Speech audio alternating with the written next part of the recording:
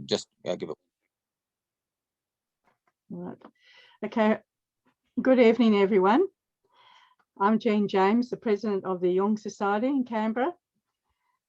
In case some people don't, this time only online. So again, there's no preliminary Robert Tulip music, library access, or supper. Sorry, Stephanie. But we're hoping to be together again at MacKillop House next month. Let us first acknowledge the traditional custodians of this land and pay our respects to the elders, past, present, and emerging. This evening, we're delighted to welcome again Dr. Stephani Stephens, who has spoken to us previously. Stephanie will be speaking on Jung and the dead, active imagination, and the unconscious terrain. Dr. Stephens will question some assumptions about visionary encounters within the therapeutic technique known as active imagination, as well as raising the Jung's own questions about psychological inheritance and the work we do on behalf of our ancestors. Dr. Stephens holds a PhD in Jungian psychology from the University of Kent. She served on the executive committee of the International Association of Jungian Studies from 2004 to 2013. After a career of teaching classics internationally, she currently lectures at the University of Canberra in counselling. She is the author of C.G. Jung and the Dead, and we have that book. So if you don't have it or don't know about it, you'll be able to see it in our library. Active imagination and the unconscious terrain. Stephanie will talk for about an hour, then we'll have a very short break and move on to discussions and questions. Note that we'll be recording this event for later reference. Please remain muted while Stephanie is speaking. Use Zoom chat for comments and we'll open up later for discussion. So I'll hand you over to Stephanie. It's lovely to see you. Thank you so much. It's for such a warm welcome, and it's so lovely to see familiar faces in the room. And so what we'd like to do, because there's a very manageable group, if you would like to ask questions as we're rolling along, I'm fine with that, whatever suits everybody. So what I'll do is share my screen, and we can kind of dive in. Let me just get my view all sorted here. So what I'd like to do, I know Jean took care of this, but and mentioned, but I too would like to acknowledge country, that this gathering is being held on the traditional lands of the Ngunnawal people, and we pay our respects to elders past, present, and future. And I think this is such a fitting acknowledgement, especially given our topic tonight. And it's, really interesting that Aboriginal peoples have kind of a timeless sense about land and culture. It is something Jung specifically was very interested in, this idea of what our ancestors do with and for us, and this lineage of cultural inheritance that we can often be confronted with sometimes. And so we'll talk a little bit about that. I also think that acknowledging elders is particularly appropriate now. We've just, we're at the end of two very, very tough years globally, given the coronavirus and this event that's being felt globally. I can't think of another event, perhaps the world wars, but certainly not in my lifetime, where we know people are suffering in other parts of the world with disease. And so given that almost 5 million people have died from this illness, I have personally felt this ripple in my personal and the collective unconscious. And so I think it is fitting for us to kind of makes an acknowledgement and to pause and to really sense that we are in extraordinary times, and that the dead might be really needing, or our ancestors might be really needing our help. So tonight, one of our projects is going to be not only looking at our relationship with our dead, but how Jung experienced these encounters with the dead, and how he grappled and came up with this psychology of the personality, in a sense, what the dead showed him. So given that, what I'd like everyone to do is to, if you could acknowledge someone in your personal community or perhaps in your family who has passed, and someone perhaps that's been on your mind or on your heart. And I'd like you to draw them near as we journey through this material today. And I'd like you to just perhaps acknowledge that you being here tonight for this meeting might be one of the reasons that they have nudged you. Perhaps it's your someone in your community or ancestral lineage who's nudged you to come and reflect on how we live with our dead. So one of the things that I wanted to just, a caveat, if you will, my research really is it really derived from, and we're going to go into this tonight, around the Red Book, and the Red Book that was published in 2009. This year, the editor of the Red Book, Sonu Shamdasani, has published Jung's Black Books. It's in a 7-volume series, and it is the actual diaries that Jung wrote from which he composed the Red Book.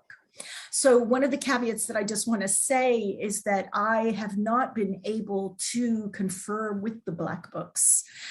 They are nowhere in Australia right now.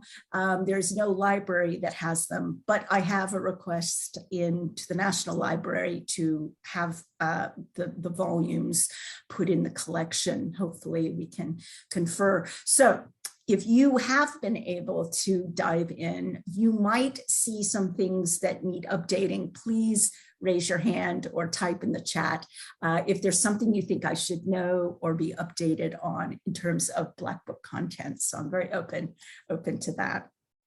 Okay, so in terms of me, how did I come to this material?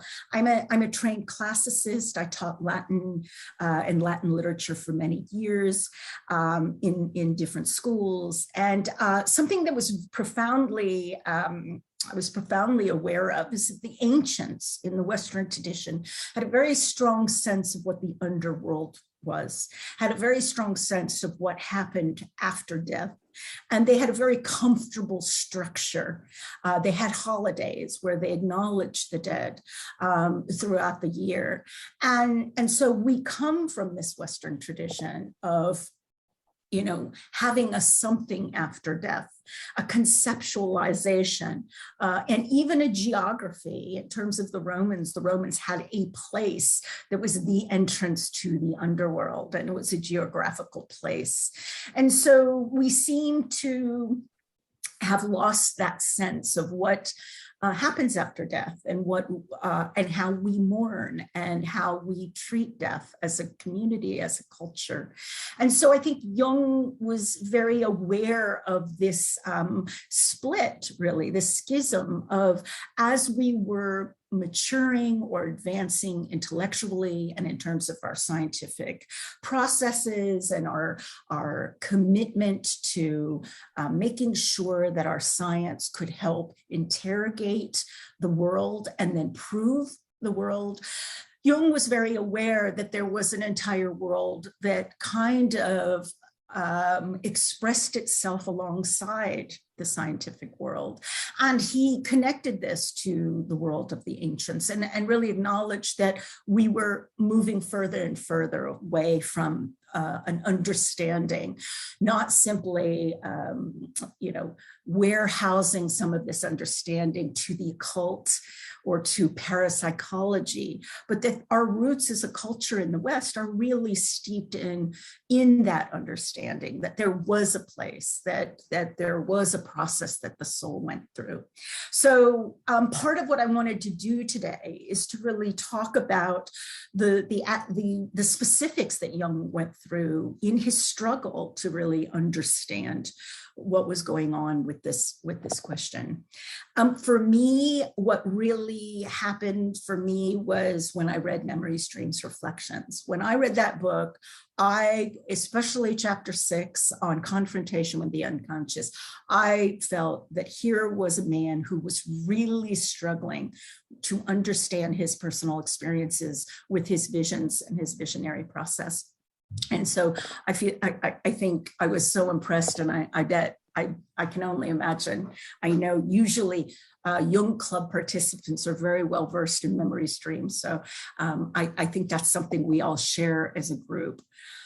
So what I wanted to do actually is to start with 2 quotes from Memories, Dreams that'll kind of frame our discussion tonight. The first is this fantasy quote that Jung said, that he had a dream that his soul had flown away. And the soul, he later understood and conceptualized as the anima, establishes the relationship to the unconscious. So in a certain sense, this is also a relationship with the collectivity of the dead. For the unconscious corresponds to the mythic land of the dead, the land of our ancestors. One has a fantasy of the soul vanishing. This means that it is withdrawn into the unconscious or into the land of the dead. There, it produces a mysterious animation and gives visible forms to the ancestral traces, the collective contents. Like a medium, it gives the dead a chance to manifest themselves. Why I think this is such an important quote is that you see him, now that we have the Red Book material, you see him pulling together his experience of having his soul fly away and the relationship of his soul to the dead, that there was a very tangible connection between what he understood of his own soul, and that when it left, it went into a place where there were dead people, okay? We're going to talk a little bit more about that. And that he started understanding the structure of the personality with respect to the dead. Okay, I think this is a great quote because it pulls together a few things that he's grappling with: his soul, the immortality of his soul, the ancestors, and the unconscious. And you can see him kind of wanting to use the language to pull this together. The second quote, I think, is really important for our discussion tonight.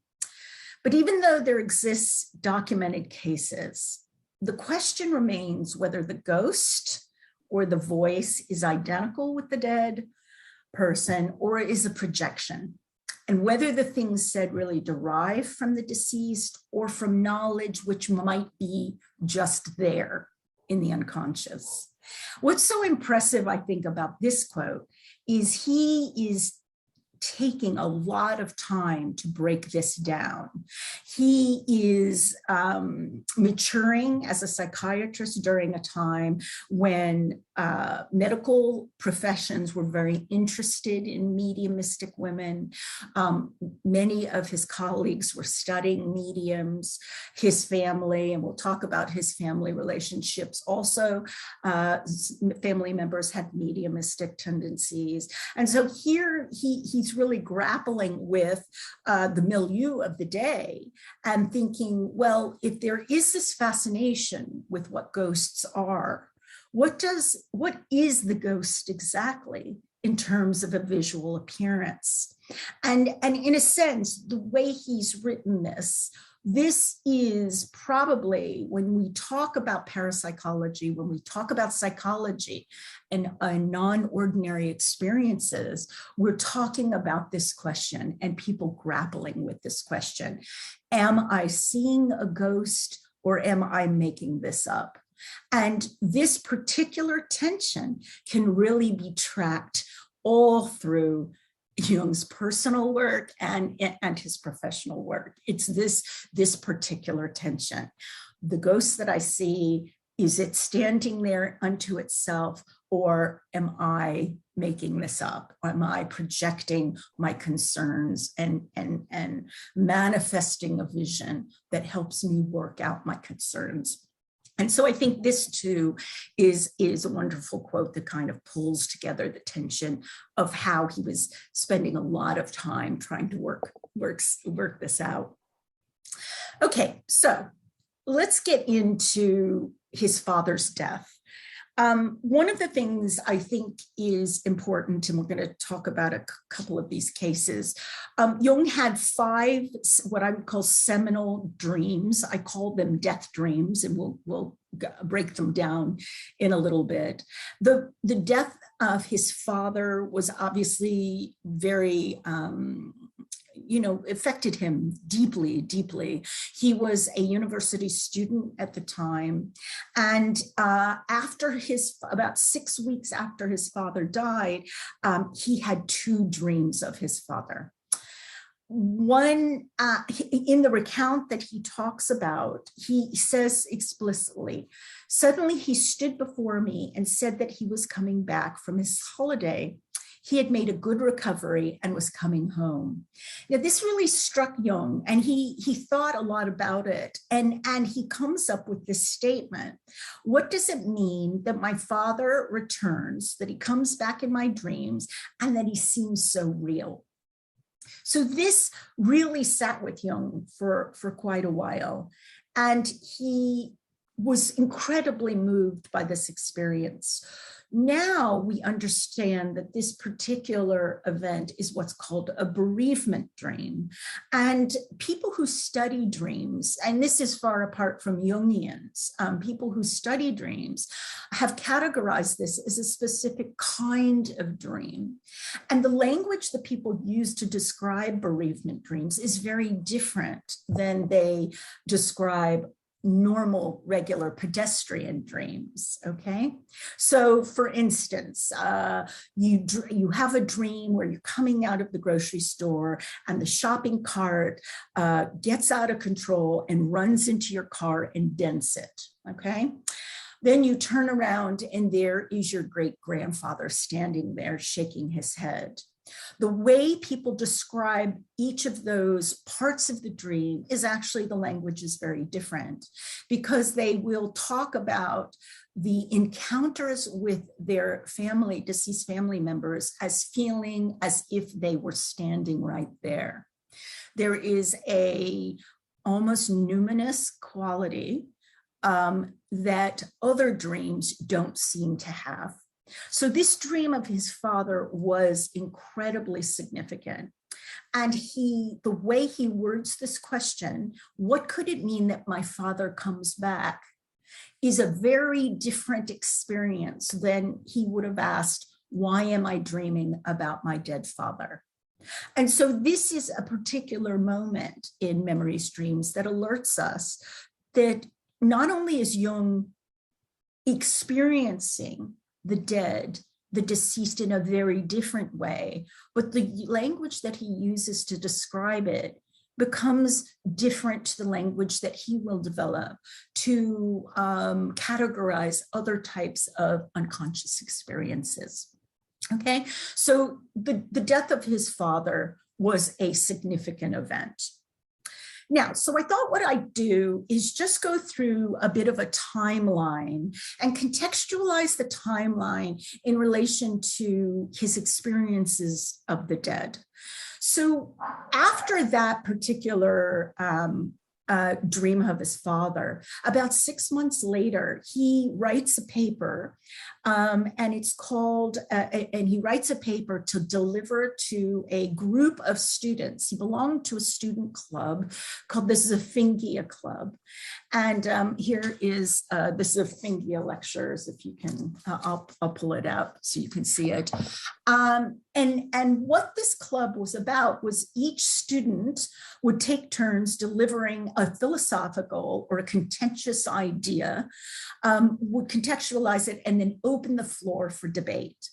So this dream lingered with Jung for almost 6 months, and he wrote a paper about why aren't we more concerned, and we being the scientific approach, why aren't we more concerned with interrogating the possibility that the soul is immortal?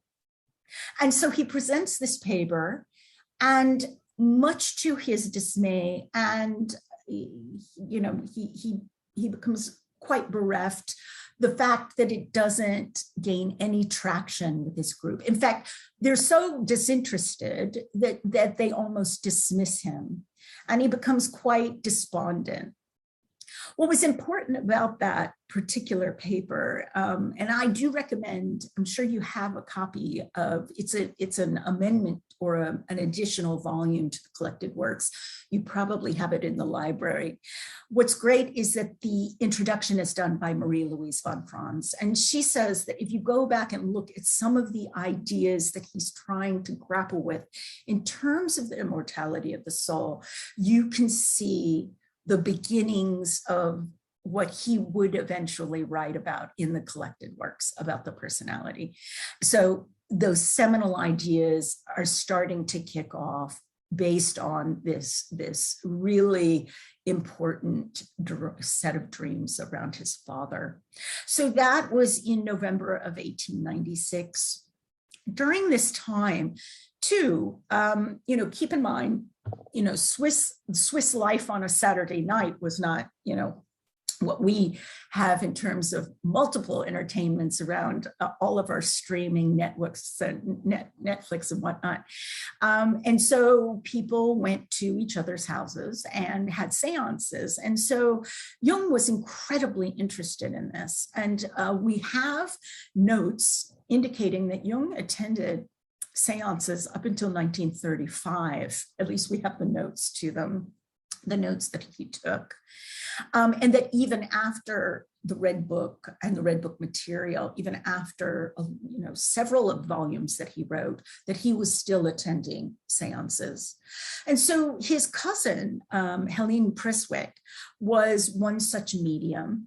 And the family kind of gathered on a Saturday night to see, who would show up and what she would say, so they were very interested in watching. And Jung became interested in watching her behavior.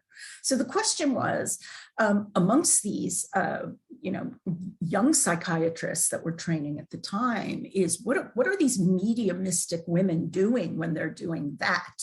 Where are they going when they do that? And when they say they're talking to the dead, what is happening exactly, right? And so Jung became quite interested in his cousin and watching her and taking notes. And at the end of his residency, his medical residency, he approaches his supervisor at the psychiatric hospital, the Bogolzi, and he says, I would like to write a study on a person, and I will keep them anonymous, about mediumistic behavior. And I want to kind of contextualize it in terms of what psychologically and psychiatrically is happening when she shifts to this mode of speaking to the dead. His conclusion, also a very interesting, it's not very long, and I highly recommend that you read it. Can't pinpoint the volume, but we can put that in the chat later. What he concludes at the end of this thesis, doctoral thesis, is that mediums are kind of strange and odd people in terms of what they know how to do. Now, concurrently, Jung himself is experiencing that tension between his number one personality and number two, which everyone's really, really familiar with. The number one personality, which is Jung out in the world studying, father, husband, doctor, and his number two personality that he was incredibly explicit about, that had all the timeless, spaceless qualities that the soul might have, right? A soul that was mindful of the passage of time and the various time periods, okay? What we see in terms of that number 1 and number 2 personality is contextualized in the Red Book as the spirit of the times and then the spirit of the depths. And so the number 2 personality is the spirit of the depths, is this connection, this visceral connection to the unconscious and to the land of the dead, okay? So the doctoral thesis kind of comes to this conclusion. At the same time, he is noticing in himself that he's got these two, this division. Is it a split in his personality? And he's worried about this, but he's observing that. So he finishes his dissertation. In 1906, he starts writing to Freud. He and Freud realize that they have very common interests, okay? Both being interested in the new talk therapy, both being doctors, both having gone to medical school, quite a bit of an age difference, but they begin writing, and they agree in 1907 to meet up in Vienna. And of course, we have this wonderful story about at their first meeting, they were together for 13 hours straight and just talked and talked and talked. And shared their common interest in what Freud would call the occult. And Jung at that stage was much more open-minded and didn't want to necessarily allocate some of these non-ordinary experiences simply to the occult, right? And simply to parapsychology. So that started in 1907, this amazing, rich, personal and professional relationship between the two. In 1909, Jung resigns from the Bergolzi. He's married to Emma. He lives in the Bergolzi, and they decide that it's really time for them to, live like adults and not like college students. And they leave the Bergolzi and move into Kuschnacht. In 1911, Helle dies. And Jung starts writing the work, one of his first major works, The Psychology of the Unconscious, okay? What will become Symbols of Transformation, volume 6. Why this is very, very important is because what he does seems to be taking up his doctoral dissertation, but with another woman, okay? And he's very interested in this woman's visions. And that it's a written account of a series of visions, very deeply detailed, that this woman has. And he begins to take these visions and analyze them and make projections about her mental illness and her recovery based on the visions. Now, he's never met her, and so there's some ethical issues, obviously, around this. But the first part of this study, and the second, he does this in 2 parts because he publishes Psychology of the Unconscious in 2 parts. And he is very interested in these visions and what the symbolism in the visions mean to her illness. She's a depressed person. She's also, it sounded like she might have suffered a bit of manic behavior. So he goes about publishing the first section. There is rumblings around Freud's response. And Freud is worried that Jung is going way, way too over into the parapsychology occult version of things. And he even says, beware, beware, I don't want the muddy waters of the occult to get you. You'll sink in them. Jung is kind of offended by that because Jung's spin on things is much more open. He's not categorizing non-ordinary behavior in the same way. Something we want to also mention, and it is because of some recent research, I say about 5 years ago, a psychiatrist in Britain named John Launer wrote a great book called Sex and Survival about Sabine Spielrein. Now, Sabina was a patient of Jung's in the Brigolzi Hospital, and Freud was the one who sent Sabina to be treated by Jung. What they realized, this is before, this is around 1907, what Jung realizes straight off is this young woman who's about 17, 18 is incredibly smart. And so what he does as part of her treatment is he brings her along on his rounds to discuss other patients, even though she herself is being treated by him, right? So there's questionable ethics around that. The reason Sabina Spielrein is really important to the story is that we come to understand that her role with Jung and Freud is a lot more significant than was previously thought. She becomes very attached to Jung. He helps her not only become better, but helps her apply to medical school after she leaves the Brigolzi. She goes on to study psychiatry herself and to become an analyst. She becomes quite a well-known analyst. She goes back to Russia and ends up actually being Piaget's, the great educationalist Piaget's analyst. But what ends up happening in the process of these 5 to 7 years is that she falls in love with Jung. And it becomes very, very awkward in the professional circles between, between Emma and the Zurich circle and Freud, who sent Sabina to him to be helped, and the Vienna circles. And suddenly, Sabina's walking around saying, I'm going to have Jung's child. And then you have Emma writing to Freud saying, this is your fault. You've got to sort this out. And of course, this becomes quite a big deal. Hang on 1 second. I'm going to put this up.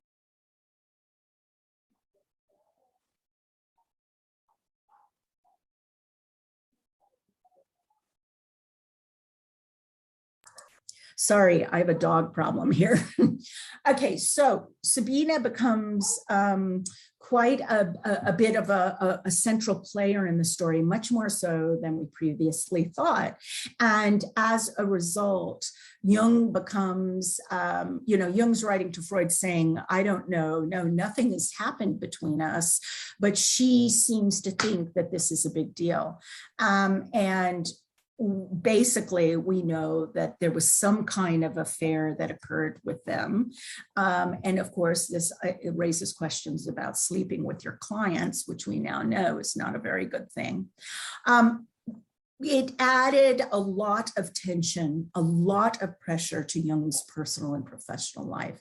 And so what we want to do when we're looking at Jung's life around this time, we want to consider not only the pressures that are happening with Freud professionally, but this issue about this woman who is in the middle of all these circles and obviously is feeling that she has dibs on Jung more so than his wife, right?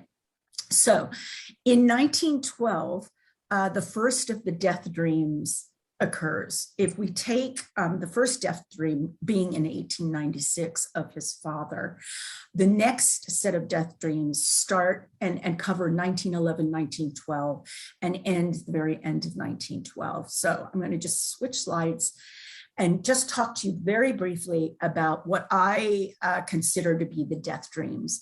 The reason I feel these are really important to discuss is I feel that the dead were attempting to say to Jung, not only focus on us, but focus here on us.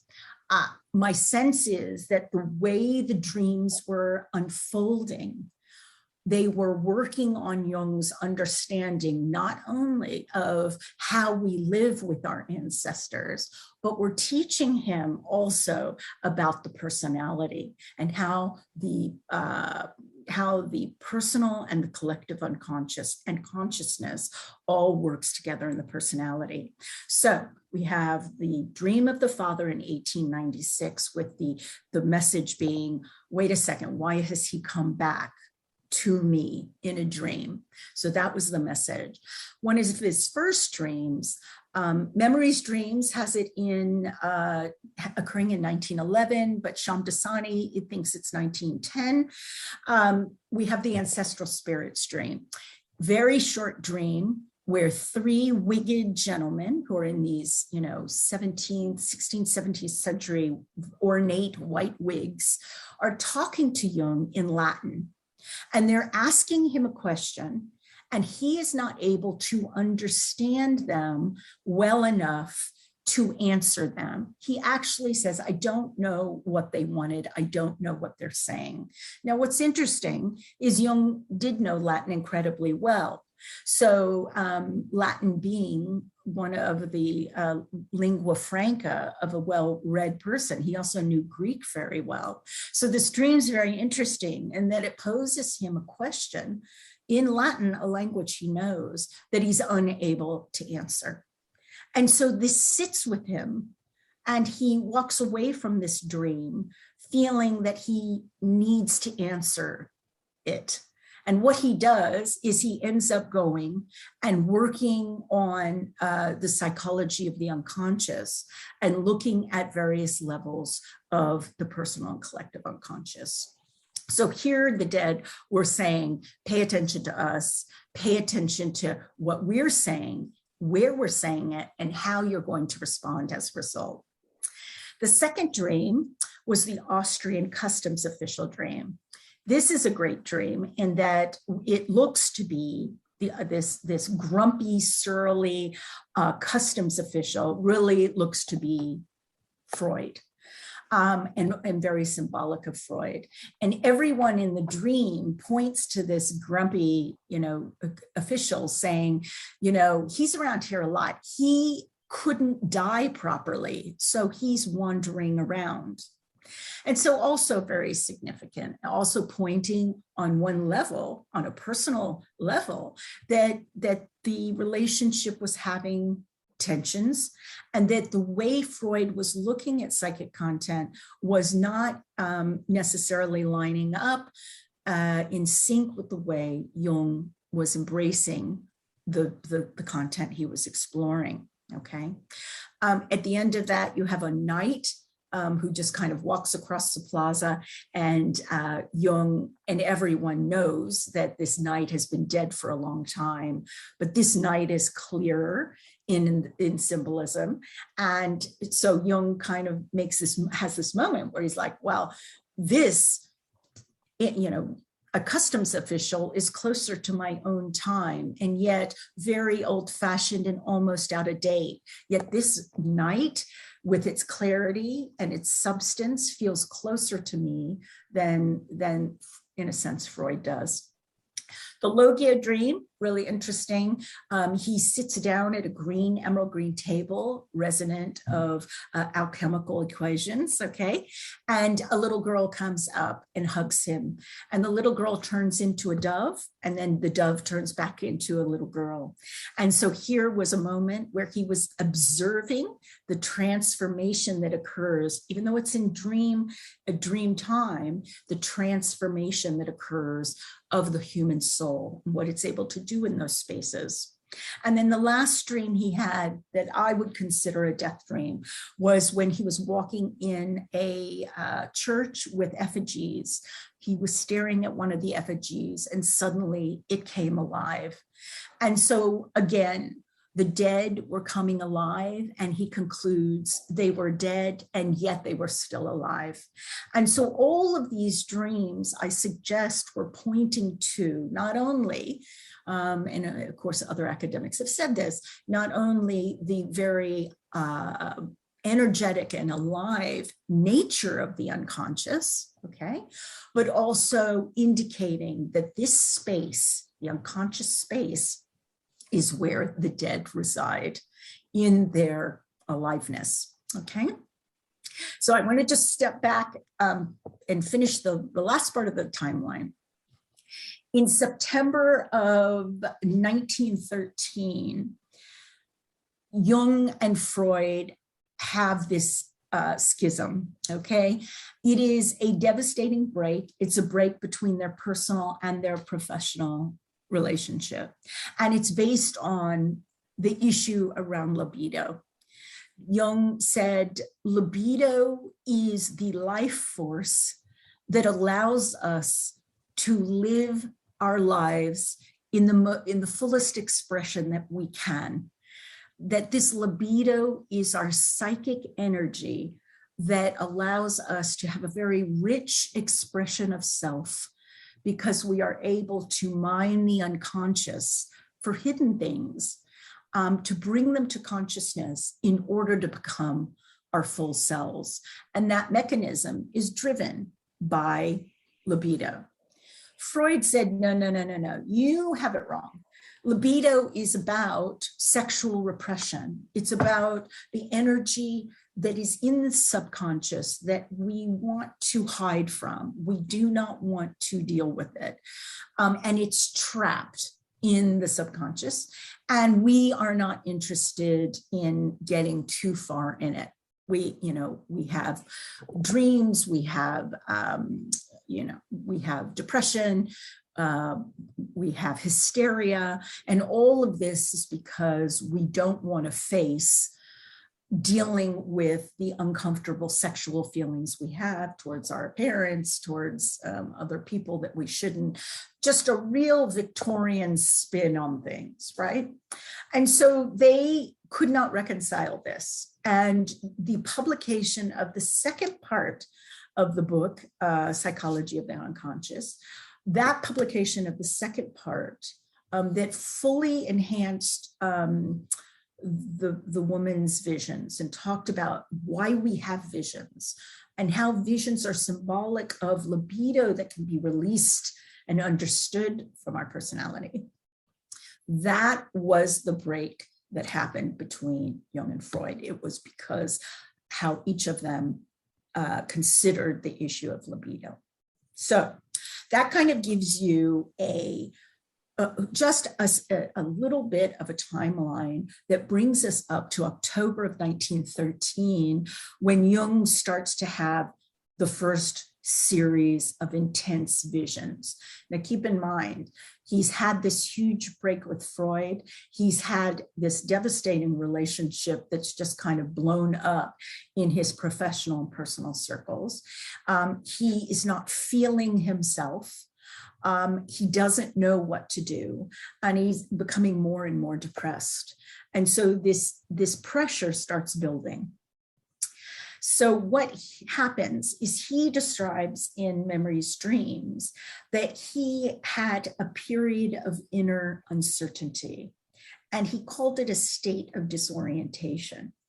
And so he was so distracted, okay, by his outer life, that he decides the only thing he can do is to go inward and to see if he could possibly start to feel better. And so what he says is, I consciously submitted myself to the impulses of the unconscious. And so he didn't really know what he was going to do. He just decided to try something because everything in his outer life was kind of blowing up. So let's talk a little bit about what active imagination is. And what I'd like for you to keep in mind is that Jung discovered this process while doing this process, right? So he submits to closing his eyes and dropping down into this tension, this discomfort, this emotional turmoil, because he doesn't know what else to do. So he discovers a whole world inside of himself. As he experimented in those months from October of 1913 to April, May of 1914, and he wrote everything down, he kept coming back to the same method. And he wasn't sure of what he was doing. He just thought something was happening. So let's look at what active imagination is. So in its simplest form, it's a dialogue.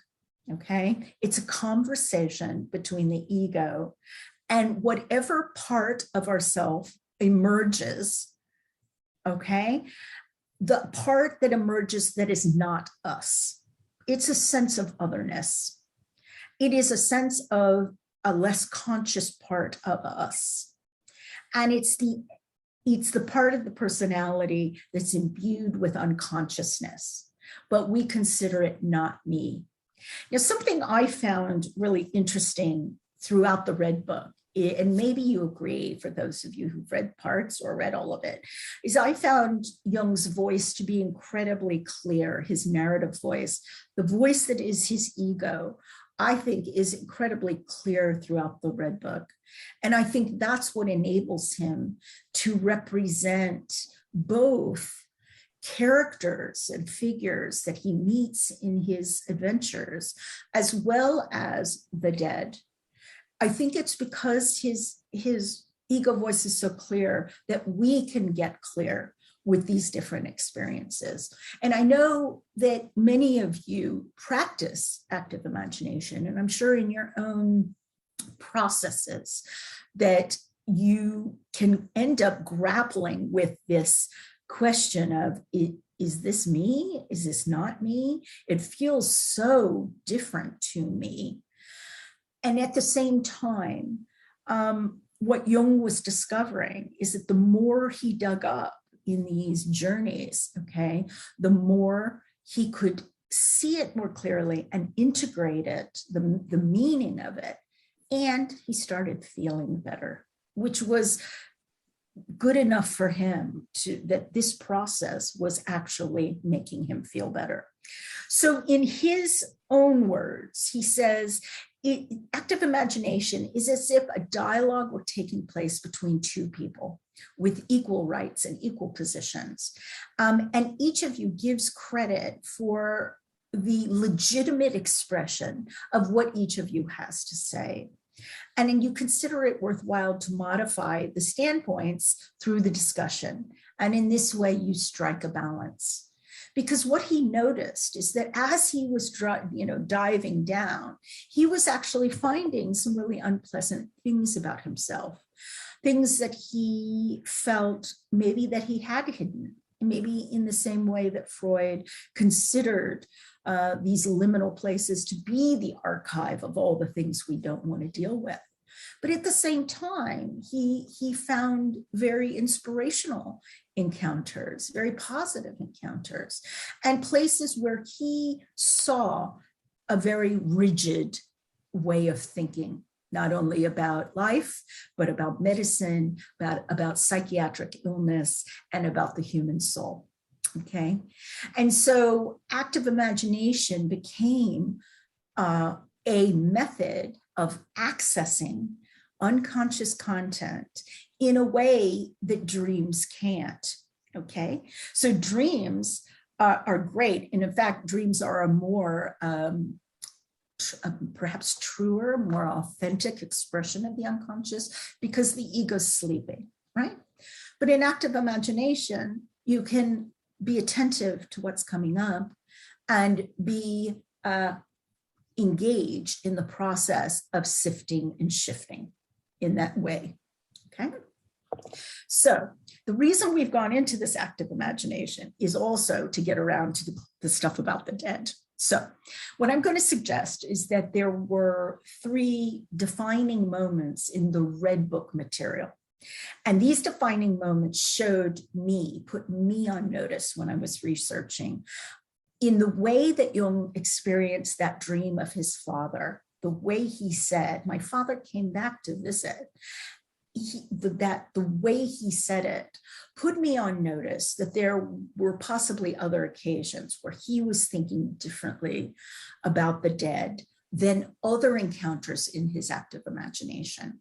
So he says in Memories, Dreams quite early, so we're going to say that quite early was in his Red Book material, I had learned that it was necessary for me to instruct the figures of the unconscious, or that other group, which is often indistinguishable from them, the spirits of the departed.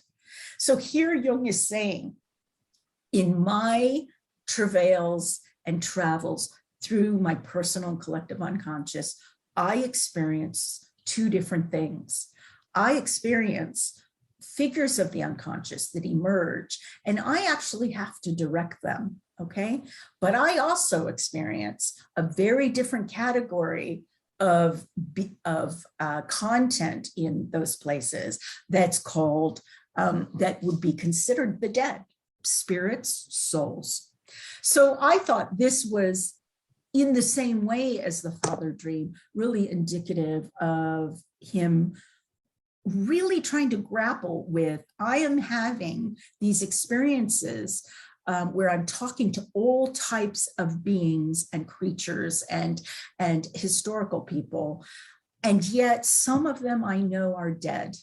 All right, so there's this element of discernment that he's applying, and he can't quite let this go.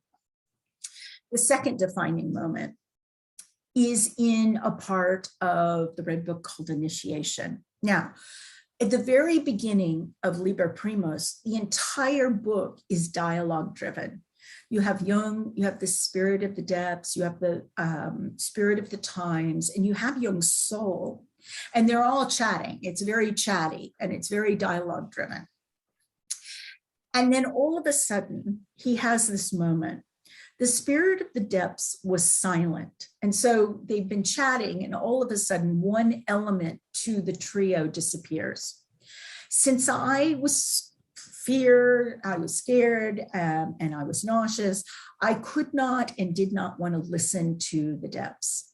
But on the seventh night, the spirit of the depths emerged and says, look into your depths, pray to your depths, and waken the dead.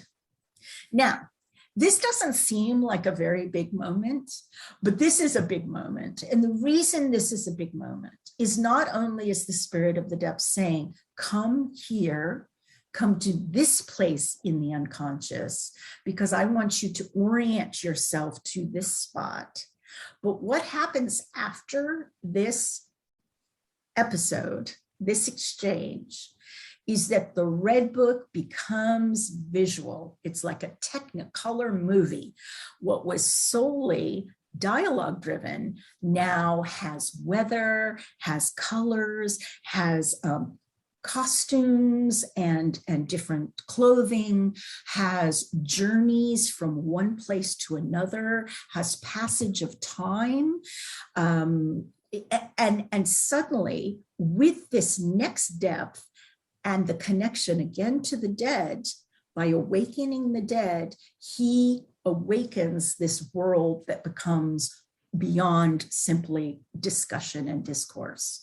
And so this is a seminal moment, definitely a seminal moment in his material. The third moment occurs in Liber Secunda, and this is also a very important moment. When we understood Jung's very odd little book called 7 Sermons to the Dead, everyone had a lot of opinions about the way it starts. It's an odd work. It's a work that looks like it's channeled. It's designated to, Jung only passed it out to a few people in his circle because it was such an odd work. He said it kind of came to him after his house was haunted. And so this book starts in a very odd way.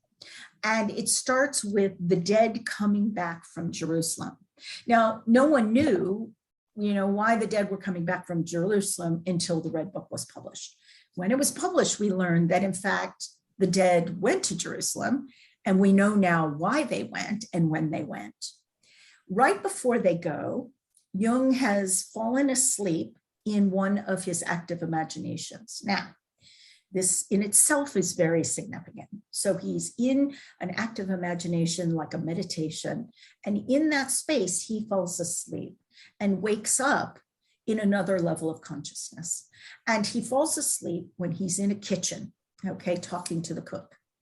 And all of a sudden he hears this noise, and it's the throng of dead who are coming through the kitchen. And he says to this group, where are you going?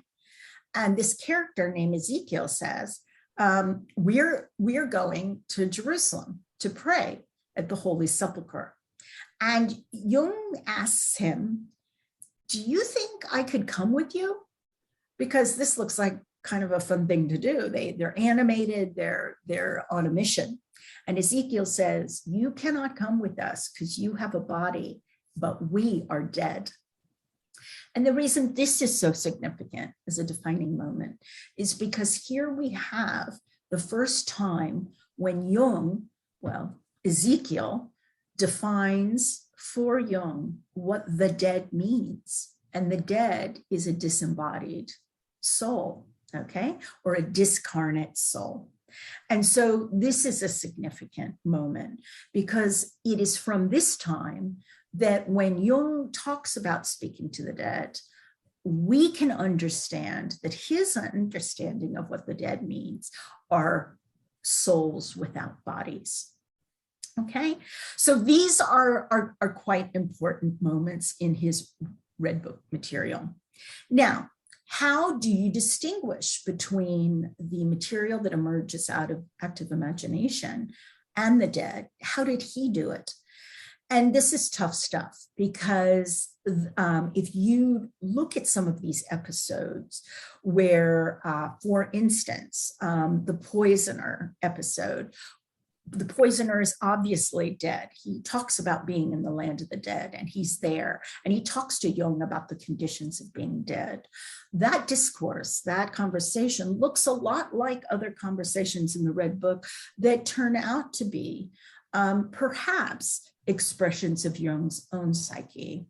So first of all, the dead and figures of the unconscious are often, you can't tell them apart. The way they show up in very similar ways, and they talk in very similar ways. But what I would say is that in my work with clients and in my own encounters, there seems to be a qualitative difference in animated content that feels like it's mine and a relative that is standing there. The dead seem to have a gravitas about them. They also seem to have a wholeness about them.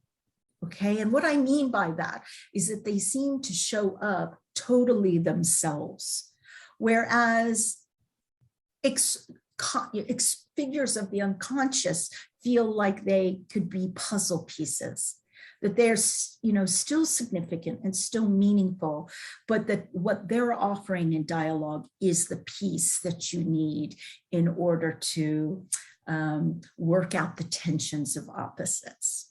Okay, so this is complex, right?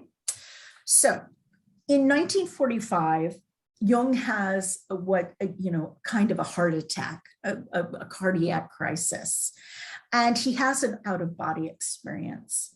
And he writes to a colleague and he says, my experience was that the soul seems to detach from the body pretty early. And there seems to be almost no realization that the soul has that it's dying or that this is death. And what follows is well nigh incredible. It seems to be an adventure greater and more expected than anything one could dream of. And of course, in Memories, Dreams, he talks about how badly he felt about needing to come back. He was caught in these visionary, almost like a fugue, these visionary cycles that lasted for hours while he was laying in the hospital. And he really regretted coming back into his life because these were incredibly blissful encounters. In 1947, he also states in an interview with a friend of his, I am absolutely convinced of the survival of the personality for a time, plus the marvelous experience of just being dead, right? It's just marvelous. And so again, we have this, he personally in his own experiences has identified and grasped what soul means for him, and then has traveled the terrain of the unconscious, his personal and collective, and starts to understand where the soul fits into the personality and how it interacts with both of these things. And then, of course, when, in 1945, he has this incredible experience where he confirms for himself what it will feel like when he eventually will die.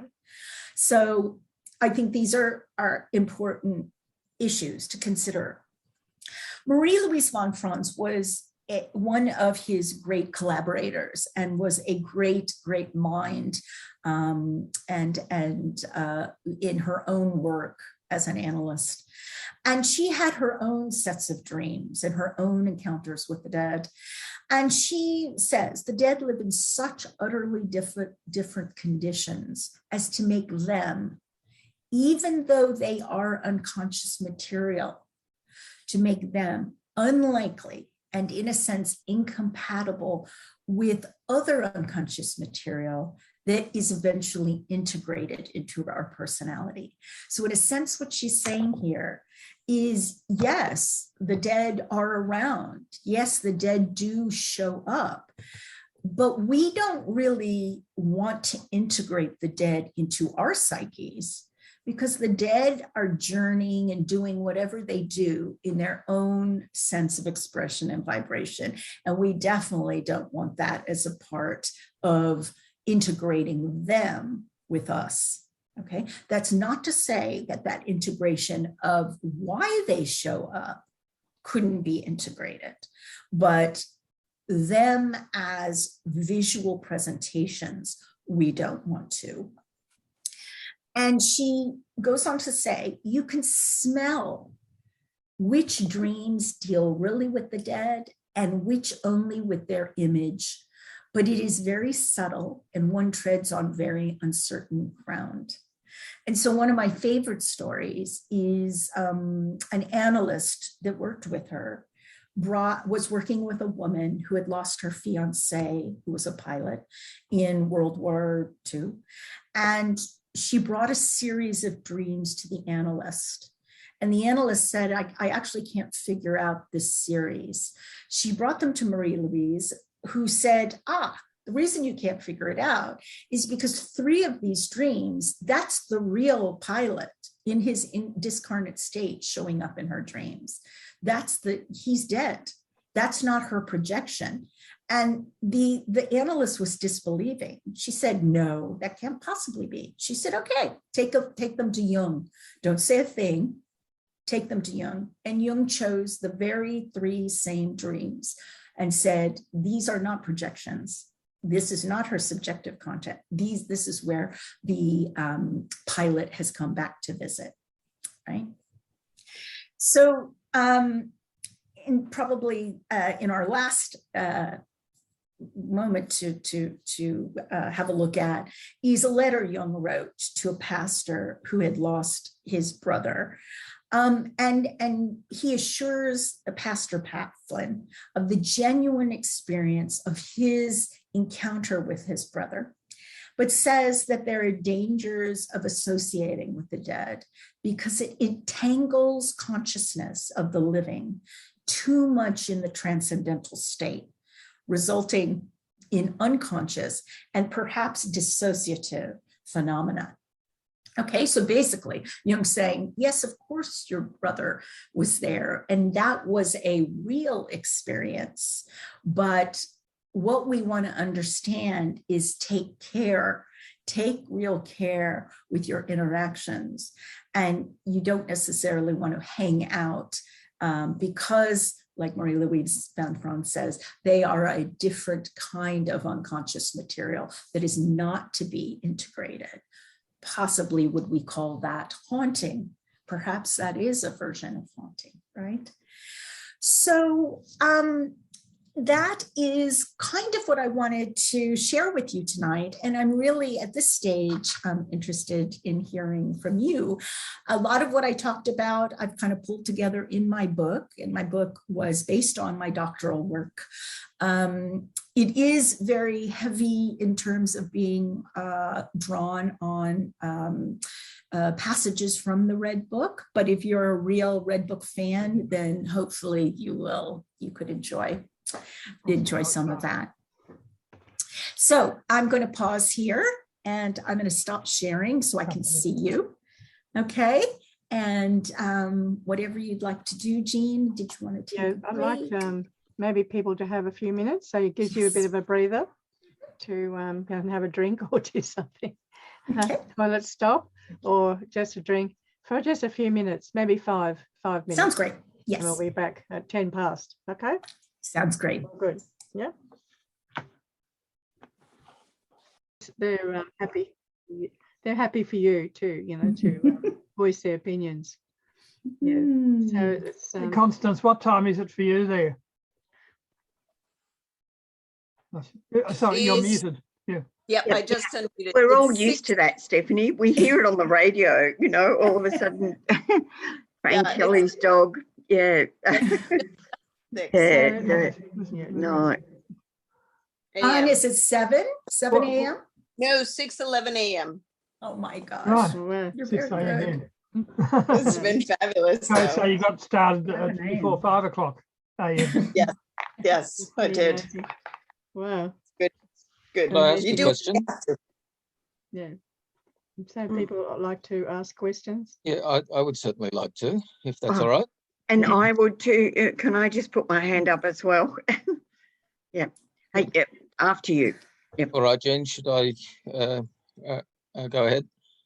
All right, thanks so much, Stephanie. That was just absolutely fascinating. Like, I think what it highlights, as you mentioned at the start, the media mystic context in which Jung grew up, and it's really a very foreign sort of culture from the modern rationalistic culture, and the science views psychic mediums with complete skepticism and asserts that all of their alleged contacts with the dead, everything that's clairvoyant, is a psychological projection, not a real presence of an actual active spirit. And so you've got this remarkable gift of Jung of channeling different personalities and creating this dialogue of different perspectives, as you mentioned in the context of the Red Book. And so I really wonder about what this idea of the presence of the dead means for Jung. Like I often of the Red Book in the context of the First World War and the sense of the psychic unhingement of Europe and the massive carnage of the war, and just how that created such a vast problem of just coping psychologically with the presence of death. But then I think another factor that's really important is to recognize that our secular world has a tendency to simply ignore the past and try to say that the present is somehow independent of the past, which is not true. We're completely, the past is very much present in the present, and so you've got this we're thrown into a world that's been made by past decisions, past accidents, by people who are now dead.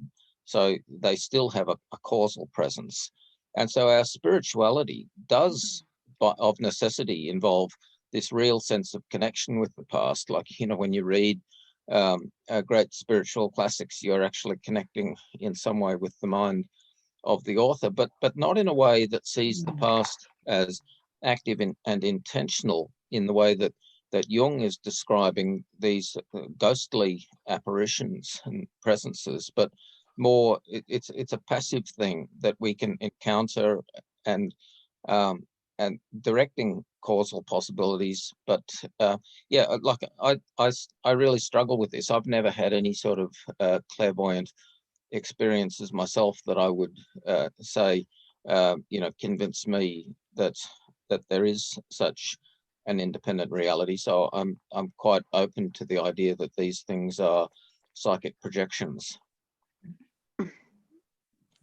So yeah, I just wanted to raise those sorts of questions and invite your thoughts on those issues. Yeah, I think there's a lot there, Robbie. You've hit on a lot there, but one aspect of what you've touched on, I think, is what was the purpose of the dead for Jung? And I think one of the big things that the dead do for him is pose to him, what about us? What are you going to do about us in your psychological model? So it's all very neat and tidy, and you've got this, and you've got this, and you've got the ego and the personality. But what about ancestors? What about, which is what you're saying, Robbie, what about the inheritance? So one of the things that he posited, and this is really from the academics of the time, is just as we have genetic inheritance, we must have a psychological inheritance that connects us through the lineage of all humans and all cultures. And so that inheritance must have expression in the present in some way, apart from studying history, right? And so I think a couple of things were going on. He was grappling with that cultural inheritance and ended up conceptualizing the collective unconscious, okay? And he did that based on those very deep places he got to in the Red Book.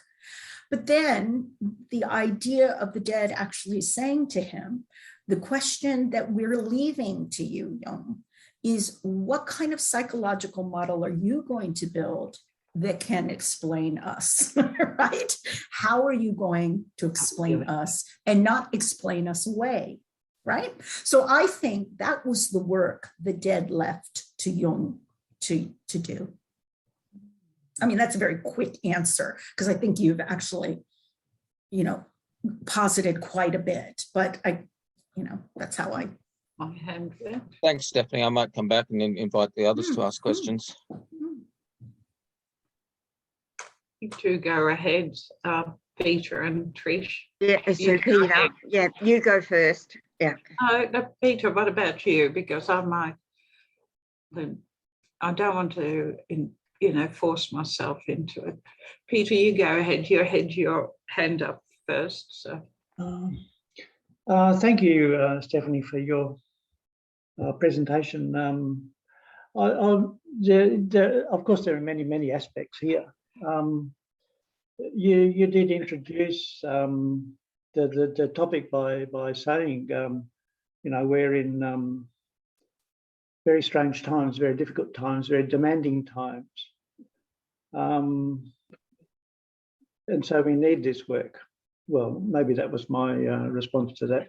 But later, well, a little bit through your presentation, you seem to be thinking that Jung was reacting from a line, and I wasn't sure whether that was like you were sort of referencing some sort of pagan element or Christian element in his abilities to negotiate these spaces, and later on,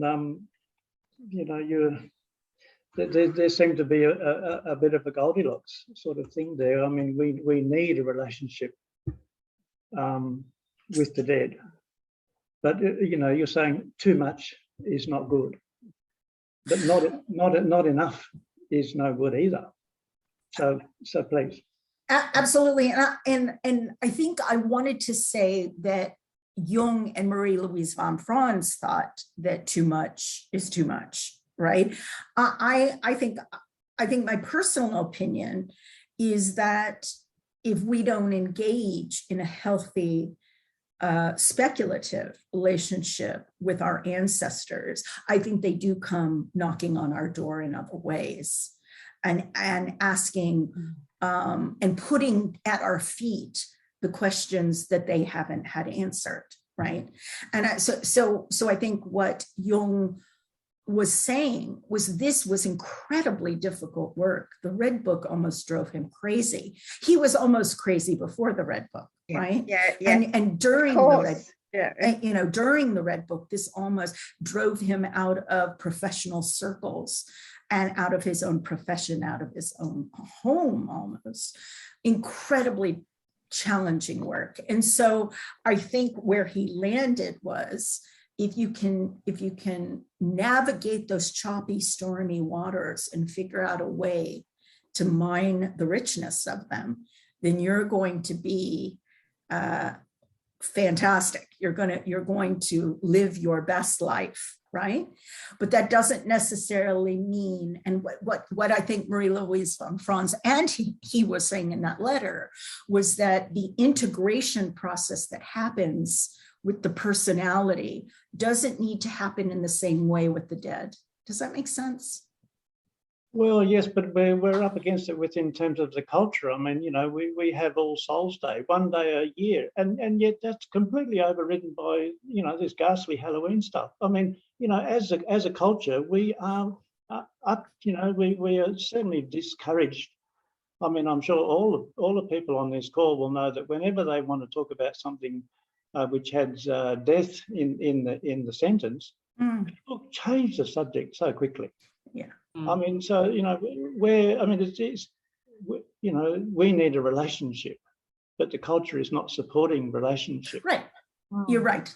That's absolutely right. That's a fact. We don't talk about the dead. We don't mourn. We don't talk about mourning. We don't talk about honoring. And yet we come from cultures in the Western canon that did, in fact, do that in a healthy way. So we've lost that impulse. Right. And so it doesn't surprise me that haunting can be, everywhere, and in the Red Book, Jung says, you can pretend that the dead don't exist. You can pretend, but just know they're going to come knocking. And he uses that. They will knock on the door. Okay. So I don't think I answered the issue about the, cultural part of it, but the Red Book does kind of address the pagan and the cultural part. I think he does a lot in there. No, Trish, do you want to go next? Trish? Yes. Do you want to go next? You go. You had your hand up long before me. Go on. Yeah, I will. I'm not sure if I'm on or not. Mm-hmm. Am I? Yeah. If you're not muted, you're on. Yeah. So Stephanie, I can't tell you, I was sitting on the edge of my seat, listening to your talk. Oh, you're very kind, Trish. It was, I'm not being kind. I'm being practical. You nailed it. Yeah. You're very kind. You're very kind. Thank you. Thank you so much. And I've got a lot of things about dead people. My mum, my dad, my deceased husband, etc. But I won't go into that. But what I wanted to maybe explore, you really, I want to know how to buy your book. That's what I learned. well, I think it's around, actually. It's on Amazon and Booktopia. It's around. Yeah. But I wanted to make sure you get the right amount out of it. Yeah, Trish, there's a link on the website. Oh, okay. Thanks, Robert. Thank you. So forth. Yeah. Okay, thanks. Yeah. I do have it in the library. So while I've got the call, I don't want to waste time with you, but I was just sitting on the edge of my seat listening to your talk. It really spoke to me. Thank you. And I'm just wondering, are you in Canberra? I am. Yeah, down the street from you, actually. Oh, okay. Yeah, I live in Canberra. Oh, good. So what I wanted to talk with you about was when you were talking about dreams, it's a bit obscure, but you were talking about when we go into dreams, sometimes we can't connect with the person in the dream. Mhm. And I do dream work, and I found that just recently I was not able to connect with the other. Mhm. Mhm. And I'm just a bit concerned about that, you know. And that was like- in a dream space, Trish? Was it in the dream yeah, space? yeah. I'm doing a thing with Robbie Bosnack. You Mhm. Yeah, you know him. Wonderful. Yeah. Mhm. So I'm doing his course, and my dream partner could not get me into the other, Okay. into another person. Mhm. Mhm. Or like, we don't need to, you know, go into the details of that, but Well, if- one thing I want to say is I see Dorothea is here, and I do not want to step on Dorothea's toes because Dorothea is our wise dream person. I am not a dream specialist. My interest in dreams are adjacent to the unconscious product. So I'm interested in dreams in so much as it helps us round out what's happening between consciousness and personal and collective unconscious. But what I would suggest is if you are having trouble connecting in that dream space, to try and connect consciously while you're not sleeping, right? And seeing what kind of connections with the other that you can get going on the conscious level, and then see if that connection can be ushered into your dream time. Because we can heal in both directions, right? Why does the healing have to come just from the dream, from the unconscious to consciousness? Wouldn't it make sense too that consciousness can shift in ways that allows us to heal our unconscious? Yeah. So perhaps if you shift it around, you can get somewhere. Just a suggestion. Okay. Yep. Thanks for that. Yeah. But I think Dorothea might have a lot more to say on that. Yeah. So I'll talk to Dorothea later, Yes, you know, yes. because, you know, yeah. Yeah. Okay. Thank you. So Constance has a question. I see her hand's been up. Constance. Okay, my question is, right. my question is a few parts. Okay. Thank you so much for your presentation. I just wondered if Jung was able to shift his consciousness while in a wakeful state to have these experiences while he was going about his life. Was he able to shift his awareness to kind of an active imagination space without being in meditation? Yeah. In the day-to-day. That's my first part. The second part is, do you think that in our own practice that we can go into our active imagination space looking for our dead to engage in and initiate conversation with them? And if you believe that's true, what kind of pointers would you give us to kind of facilitate that? Does that make sense?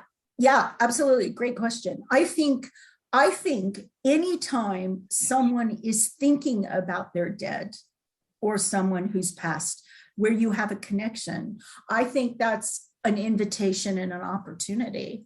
And I think those moments, whether you're driving or cleaning and this sense comes to you, I think stopping and being conscious of that connection and then starting a conversation. Don't delay, just I think there's an impression that this is very difficult stuff and it's beyond us. And I think the dead are a lot closer than we give them credit for.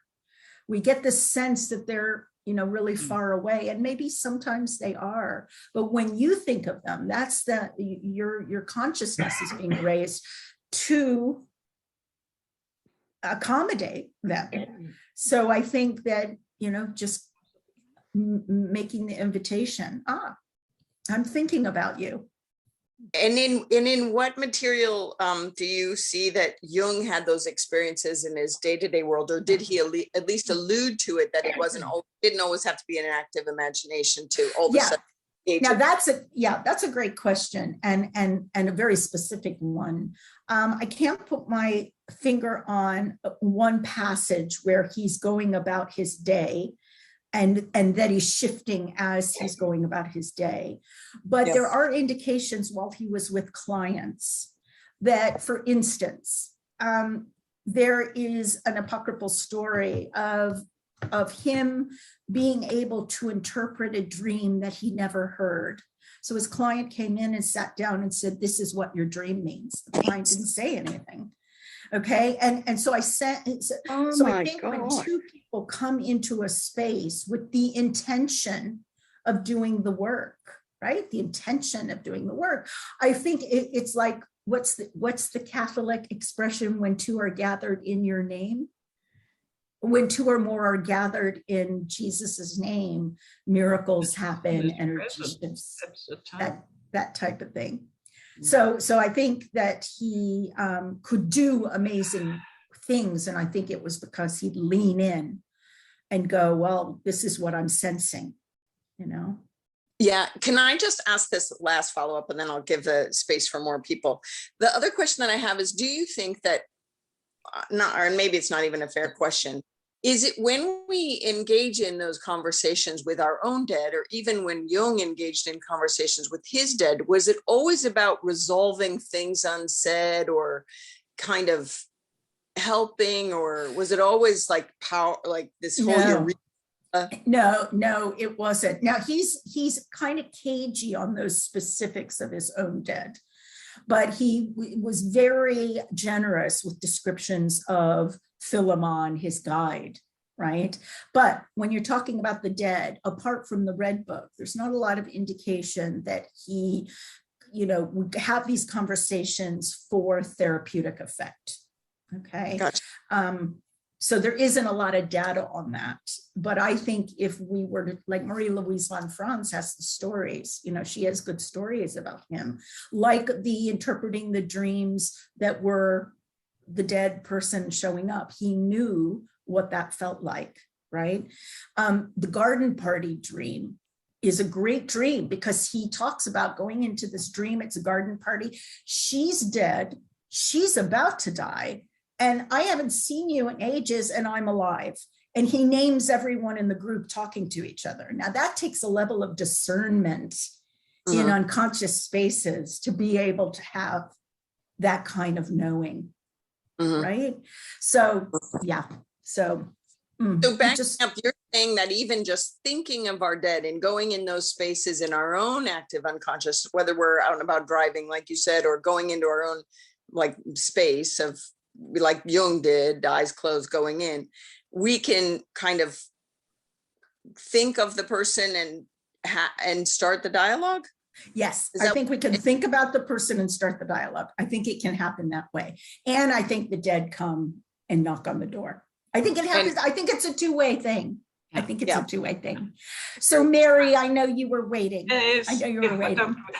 Okay, I really enjoyed your talk because I became actively clairvoyant and a medium about 35 years ago.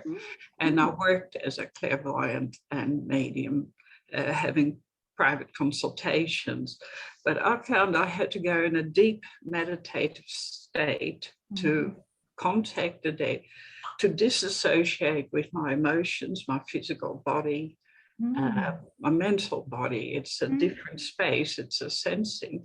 And often people would ask me, oh, can you contact my mother or my brother or whatever it is? And I found I couldn't request it. The dead don't turn up when you want them to.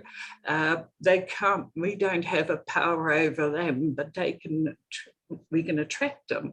So sometimes sometimes I haven't been in a meditative state, and the incidents, for instance, John was looking for his specs for weeks, and he said, I can't remember where I left. I must have left him behind somewhere. And then I just piped up and I said, Mum says, my mother's been dead for 16 years now, and she had passed over at that. I said, Mum says they're in a cardboard box in the garage. And he said, I haven't been in the garage for ages, So why would that be in a cardboard box? Anyway, months later, he was cleaning up in the garage, and there was a big cardboard box, leftovers from a charity store. And we were packing up. He was helping me pack up. And it was twilight, it was dark, and you couldn't see. And they must have fallen out of his pocket into the box, and he just closed the box. But that's the type of thing you can laugh about and have fun. But on a cruise, for instance, I'll give you another example. We were at tables for two because we had some bad experience sitting with big heavy drinkers at a table, and it became very awkward. And anyway, so we decided to go on tables for two, but they're very close together. So as we were leaving this particular dinner, there was this lady not far from us. She said, I've had a massage upstairs, and so for my back. And out of nowhere, I don't even remember her name. I said, did you fall off a horse when you were 14? Because I suddenly had this image of a girl about 14, I estimate the age, falling off a horse. And I said, did you fall on to your right? And she said, I can't remember. I said, well, that's what I'm getting, that you took the impact on your shoulder. And it's, I said, I'm no physician. I have no right to diagnose you. But if you have it checked out, you'll find your backache originated from that fall when you took the impact on the shoulder, shifted a vertebrae here, and the body compensates for it and swings the other way. So, and I never know when things come up, but I was obviously in a relaxed state. I certainly hadn't been drinking, but these things come up when I'm in a relaxed or deep meditative state. And I first experienced it but then I had difficulty snapping out of it. When you move into that dimension, you can't function in the physical world. And I had to learn to channel it and switch off and operate on this level, on the material level, physical level. And I think that's what, that was a difficult part. So it sounds like you experience what Jung was experiencing, the conscious disengaging from everyday life, and the internal, in a similar way as we meditate, where we pull our energy in and then focus inward. So the fact that you say, well, some of this stuff happens when you're what feels like very, very far away, and that if you were to open your eyes, you're like in a different place. That makes a lot of sense in terms of the way Jung describes active imagination, right? That you are in a different level of consciousness, yes, right? Yes. And that different level of consciousness is actually connected. Okay, this is what Jung says, is connected to other consciousnesses, right? Yes. And that the information that's kind of on that line, if you will, is going to be more accessible when you're in those spaces, as opposed to the noisy clack of consciousness. They're completely different worlds. And as I explained it to people, once you experience your own soul, your own spirit, it becomes an automatic thing to see other spirits around you, whether they're carnate or incarnate. And sometimes I have difficulty when I get a vision of a person, whether they're dead or alive. They could be just distant on the other side of the world. Yes. So then I ask the spirit questions, and sometimes it's how they present themselves and the language they use, and they think, oh, well, that's from 100 years ago, so that he can't be around anymore, and sometimes it's the language they use, and sometimes it's the way they dress or the way they hold themselves. I thought people don't prance about like that anymore. You know? Yeah, You yeah. know, the high stiff collars and things, you know, that's a giveaway for me, but the fashions. So, you know, Mary, Jung had this experience. He was on a train and he started having a vision, and he didn't know it was of someone drowning. And he connected it to an event many years ago when he was at military service. He had remembered that someone had drowned, and he thought it was very odd, and it went on for a few minutes. Then when he got to his station and started walking home, the kids in the family met him and said, you know, the younger one almost drowned a few minutes ago. So, you know, this concurrent moment in this, and you said you sometimes are relaxed when this information comes to you. Yeah. He was on a train, he probably let his mind wander, and then he was receptive to being in those spaces. It's a state before a dream state, and before, yes, I can't explain it. I haven't worked on it lately, so I've been doing other things, but and I sort of felt I didn't want the responsibility of it anymore, because it is an enormous responsibility. Like, you know, depending on what comes up or who turns up. I can tell you about one incident that I had, a spirit who wouldn't leave me alone. And it was a very strong-willed Scotsman who passed over during the First World War, and he turned up at a meeting. It wasn't a seance. I was in front of an audience, and he turned up out of nowhere. And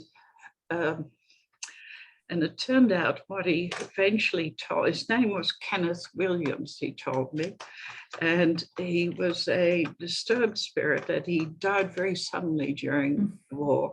There was an explosion behind him, and it entered his spine and came out through his chest. It was a big, nasty explosion. And he said he wants me to contact his relatives because he said they don't believe in this. But he said before I went to war, he buried in his, under the floorboards in his house in Scotland. And this is the First World War.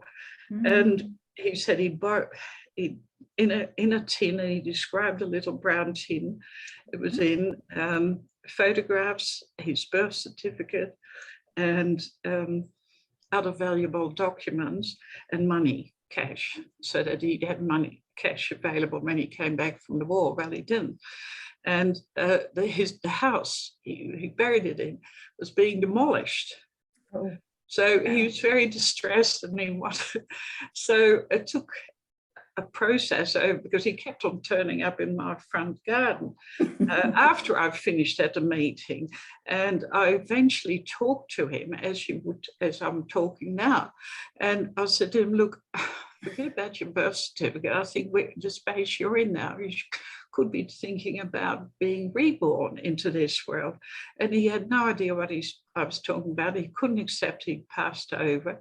So I took him into the kitchen, and I switched on the electric jug, and that blew him over. There's no fire, nothing to heat the jug. And I thought, well, I won't show him the microwave. He'll never understand that, you know. But I said, and I picked up the local paper, showed him the date. I said, it's now whatever it was, 1989. And he still wouldn't accept it. I said, you're no longer in the physical world.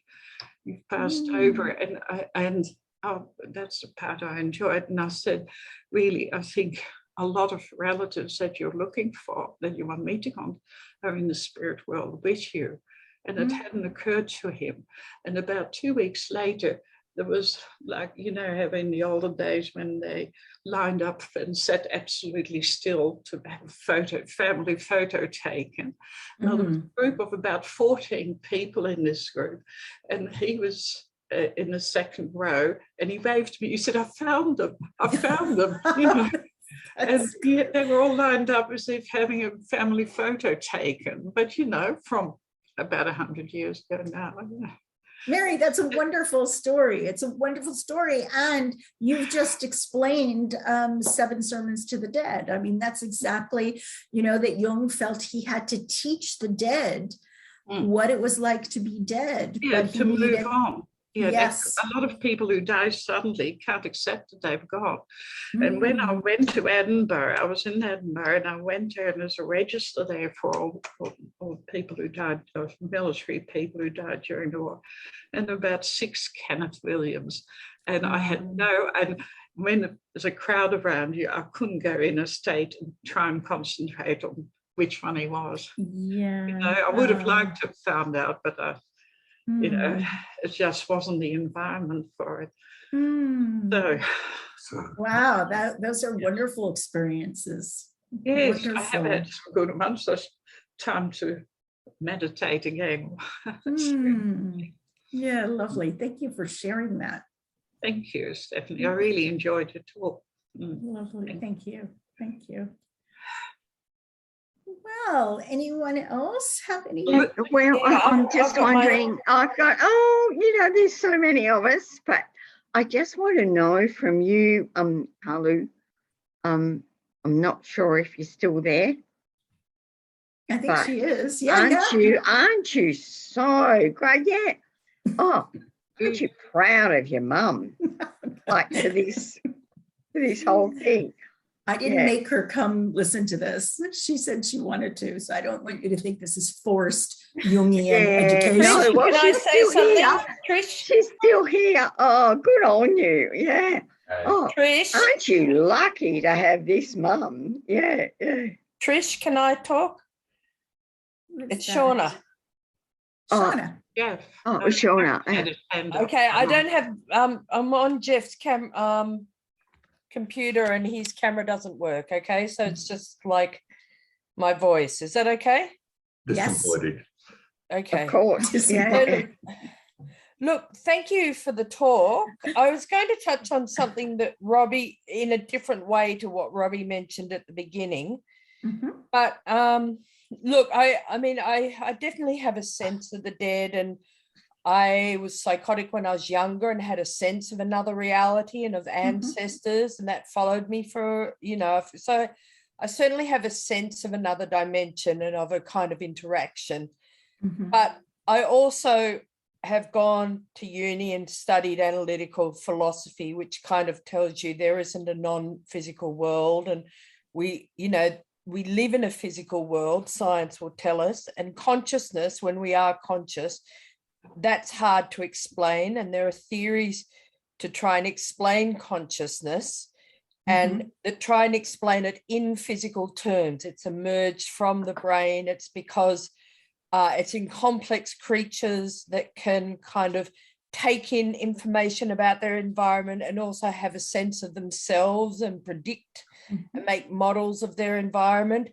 And that gives us this sense of ourselves when we're conscious, as though we, but that, the sense that's what I'm trying to say is, in this model, there is no soul. Okay. We just, it's almost an illusion, this sense of ourselves that we have. And it's because of the complexity of our brains. And this is the scientific picture that we have from people like Daniel Dennett, who, quite big name philosophers. Okay, this is the model that we have. And it's very hard to reconcile everything you've said in your talk or all of these things seem to, within that physical framework, they are just kind of elaborate imaginings that we do as the creatures that we are. They're functions of the creatures that we are, with this kind of physical makeup, which makes us reflect upon ourselves. So what I'm saying is, within that physicalist framework, none of this is real. And, sure, it's materialists who are materialists and not even dualists. Materialists wouldn't even consider going to a Jungian analyst. They're just I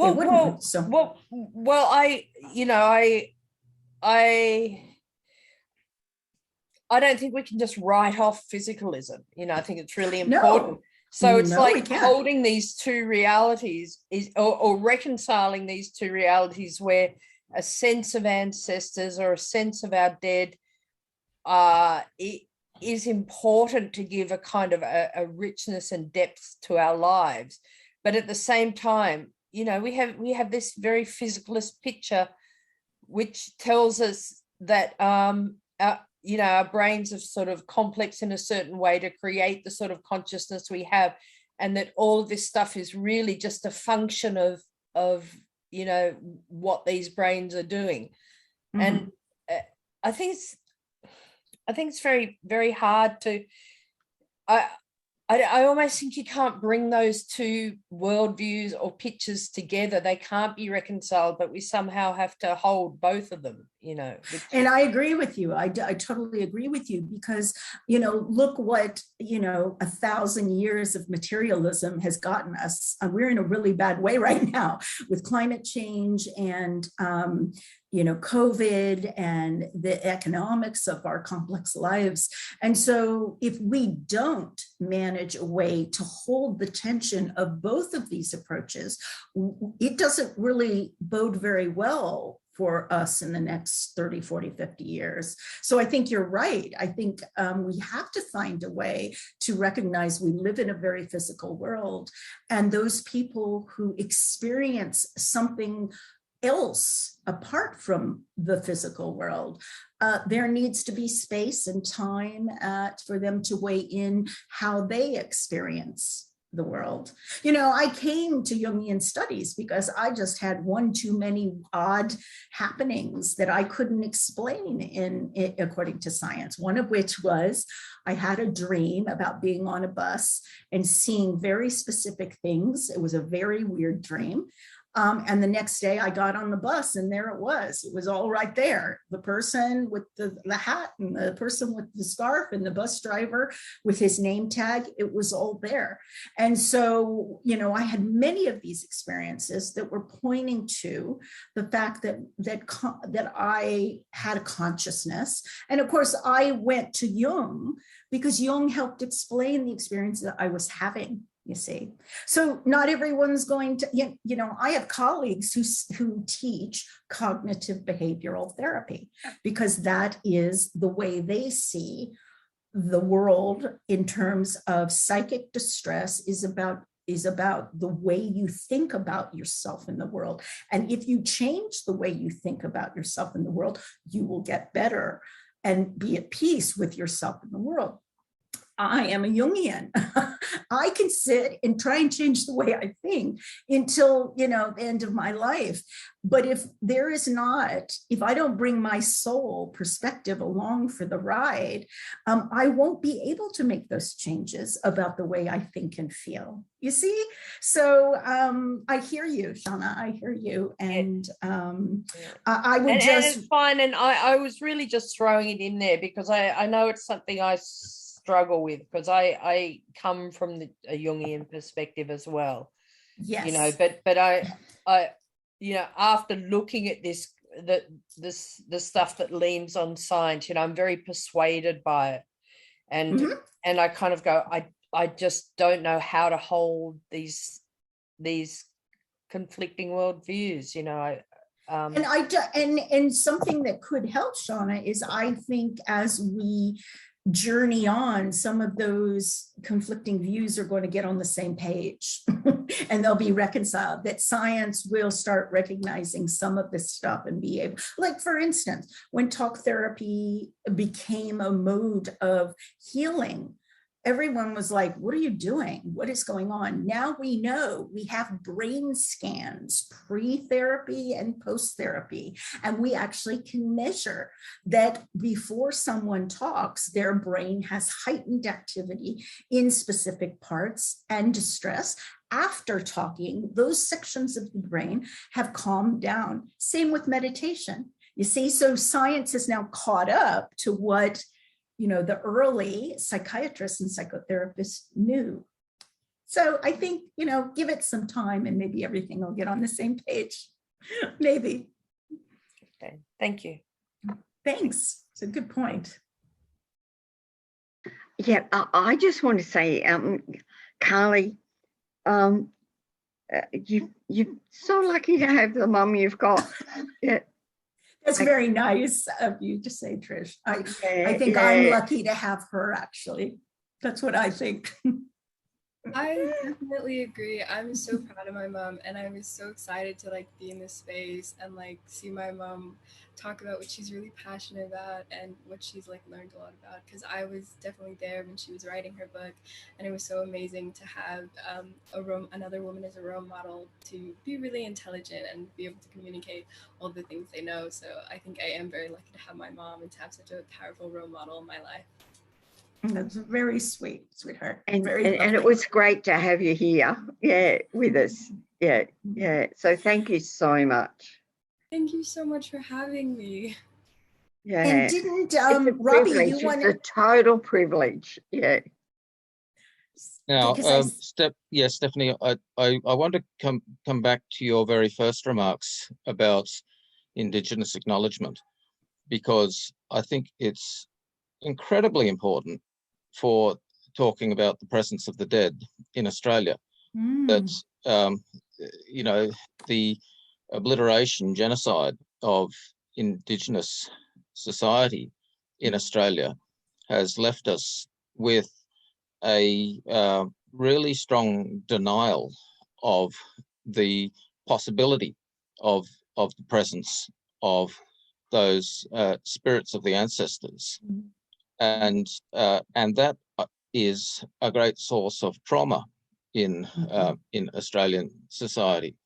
And so I suppose that I just wanted to say that acknowledgement of country and of elders past, present and emerging, and our prayers for reconciliation and respect are ways of opening up a very stiff-necked culture to like we have a very arrogant imperial culture which is in very severe denial of the spirit, and it generates a great deal of mental illness. It generates a great deal of trauma and loneliness and anxiety in white Australian society, apart from, of course, the primary trauma for Aboriginal society. And I think, I mean, it's just acknowledgement of country is just the first step, or even a half of a step towards, again, being able to hold the tension of what feels very opposite, a culture that is wedded to the land of Australia, or in Ngunnawal, if you will, and country, and a white culture that came here to get it and to have it. And so by holding the tension between these two realities can only be healing, can only be healing. And so, if each of us is able to kind of recognize that tension, then certainly that's this much closer to being able to heal what's happened here in the last 200 years, hopefully. So there's a theme of sensitivity, of spiritual sensitivity, which requires a really marked cultural change in the imperial cultures of the world. Oh, absolutely. And I think, well, I see the trends in the last, 3 or 4 years, especially with George Floyd and the mess in terms of race in the United States. This theme cannot be quiet any longer.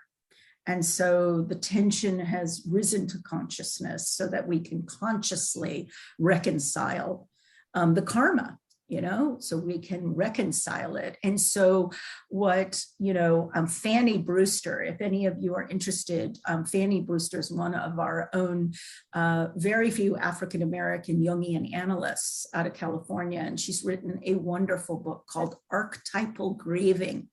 And she connects the slave narrative to the killing of young adolescent African-American boys today.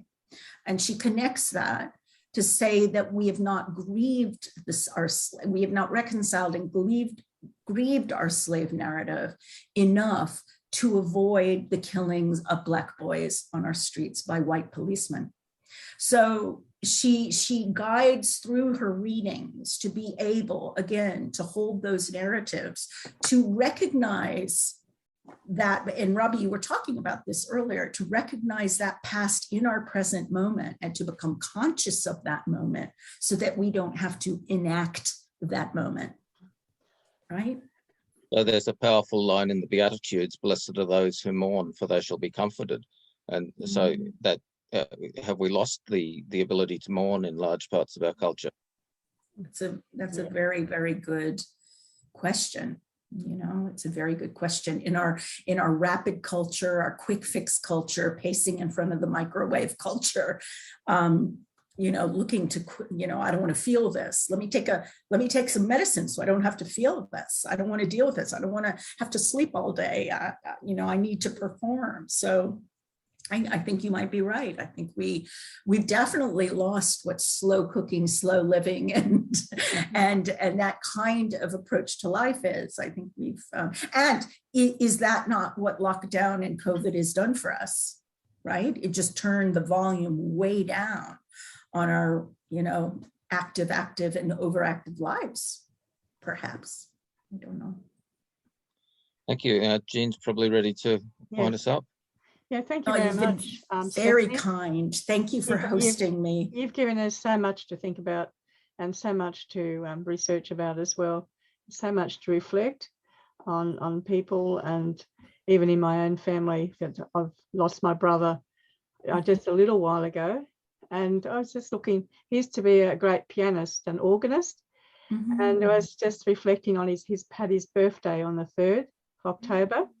And I was reflecting, I actually had the sense of feeling him playing the organ in the house and the piano. It was just a great sense of him being in the house, you know, this just in energy and everything. So it was just an amazing thing to have that experience, you know, just a real awakening of and Jean, a testament to you being open and conscious of the experience. And not dismissing it like, oh, he couldn't possibly be in the house. Well, what happens if he was? And that your openness can be very healing. Yes, yeah, certainly. It's just amazing. And I find it hard to play the piano because I know he would play it better than me. So that's always been a bit of an issue. I want to get onto the piano, but then I feel, no, he's going to play it better. So I have this bit of conflict at the moment going on. Anyway, thank you. You've given us so much. And thank you for stepping in, because I know it was hard. You only had 3 weeks to get your act together and to do that. So I appreciate it so much. Well, it was my pleasure, and I really enjoyed being with you tonight. And I also like to say, on the November the 5th, we hopefully have our Timothy coming back to do a presentation in-house. So everyone is welcome, and we'll be doing Zoom. So if you're from interstate or overseas, you still can come along. Hopefully in the killer house. Thank you so much. Anyway, and I'm just wondering if Peter, like, I'm just looking at you, Peter, and I'm thinking that maybe there's something you want to say. That's just not going. Look, thank you, Trish. But all I could say is thank you to Stephanie for a wonderful evening. Really, it's Thank you, Peter. Thanks for participating. Yeah. Thank you all with your questions. Lovely daughter and the questions and the people coming in. It's really added to the night. And to Mary, with all your special gifts and interests and insights, has really added to tonight. And thank you. And Peter coming along too from Sydney. And from Constance from America. Must be almost brekkie time for you, Constance. It is. It's growling. Thank you very much. We look forward to seeing you, and Stephanie, we look forward to. We'll send you something. And thank you. Thank you. We just really appreciate your efforts. It was really fun. So much. So thank you for having great. Me. It's been great to contact with everyone. Thank you. Thank you. Bye. Bye, everybody. Bye. Thank